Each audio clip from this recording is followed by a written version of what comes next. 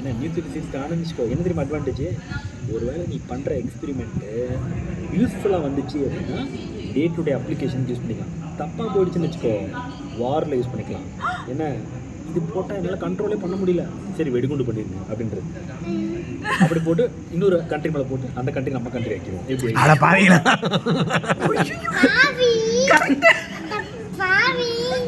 என்ன இதுதான் பிளான் நமக்கு. இதுதான் உங்களோட ரோடு மேப்பாக இருக்கணும். புரியுதா? நியூக்ளியர் ஃபிசிக்ஸ் அதான் உன் டார்கெட். காலையில் எதிர்த்து கேட்பேன், என்ன பாப்பா உன் பெப்பா உன்னைய சயின்டிஸ்டாக ட்ரை பண்ணல, டெரரிஸ்டாக ட்ரை பண்ணுறான். நியூக்ளியர் ஃபிசிக்ஸ்ட்டு என்ன படிச்சுட்டு இப்போ இருக்கிற பட்டாசு போடுறது ஆரம்பித்தான், இப்போ பாம்பு போடுறத விட்டுருக்கான். இப்போ இருக்கிற இதெல்லாம் வந்து என்ன பண்ணுறாங்க எல்லோரும் பப்ளிக் செக்டர் இருக்கலாம். அப்படின்னா என்ன கவர்மெண்ட்டு தான் எல்லாத்தையும் கண்ட்ரோல் பண்ணுறது. ஆனால் 2030 மேலே 2030 இந்தியா வந்து எல்லாத்தையும் ப்ரைவேட்டைஸ் ஆக்கிரும். அப்போ என்ன பண்ணலாம், நீ படிச்சுட்டு வரும். அப்போ நிறைய பேர் தேடும்